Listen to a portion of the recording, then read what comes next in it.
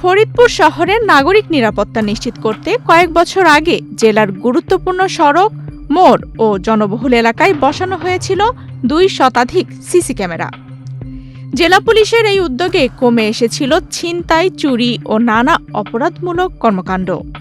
পুলিশও দ্রুত শনাক্ত করতে পারত অপরাধীদের।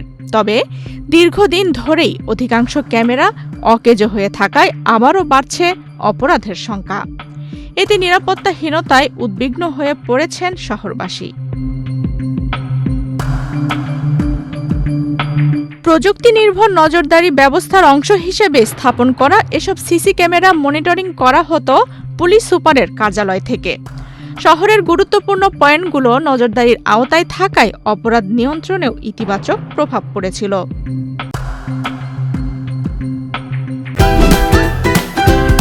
Optical brighter, photo catalyst, active granule সমৃদ্ধ বসুন্ধরা পাওয়ার ওয়াশ, ঝলমলে কাপড়ে ফুরফুরে মন। তবে প্রায় 2 বছর ধরে অধিকাংশ ক্যামেরা অচল থাকায় কমেছে নজরদারি। ব্যবসায়ী ও সাধারণ নাগরিকদের অভিযোগ, ক্যামেরা সচল থাকাকালে শহরের নিরাপত্তা ব্যবস্থা ছিল অনেক বেশি কার্যকর। বর্তমানে সেই সুবিধা না থাকায় বাড়ছে উদ্বেগ আর আতঙ্ক। দ্রুত ক্যামেরাগুলো মেরামত করে পুনরায় চালুর দাবি জানিয়েছেন তারা। শহরের বিভিন্ন স্থানে যে সব জায়গায় মেইন পয়েন্টগুলিতে সিসি ক্যামেরাগুলি ছিল, বর্তমানে জানতেছে যে এই সিসি ক্যামেরাগুলি এখন সেখানে অচল হয়ে আছে।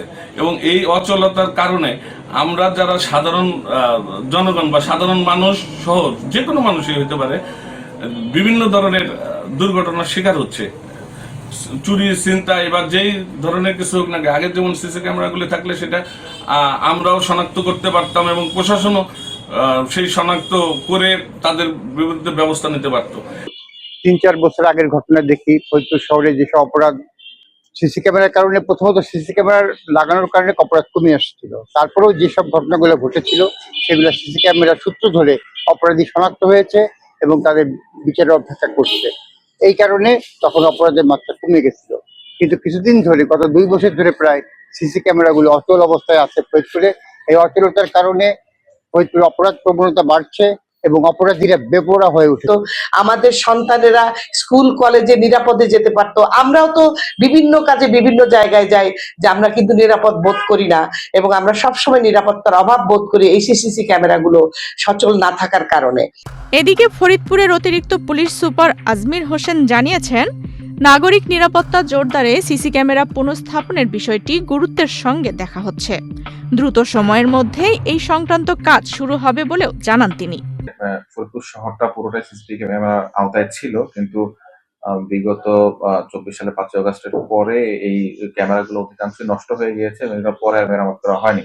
তবে জেলা প্রশাসন, পুলিশ প্রশাসন এবং পৌরসভা এবং জেলা পরিষদের সমন্বয়ে আমরা একটি পরিকল্পনা হাতে নিয়েছি এবং পরিকল্পনা বাস্তবায়ন অলরেডি শুরু হয়ে গিয়েছে। পৌরসভাকে কিছু দায়িত্ব দিয়ে দেওয়া হয়েছিল। পৌরসভার অংশে আমরা সিসিটিভি ক্যামেরা লাগানোর কাজ বিগত 2 দিন আগে থেকে শুরু হয়ে গিয়েছে।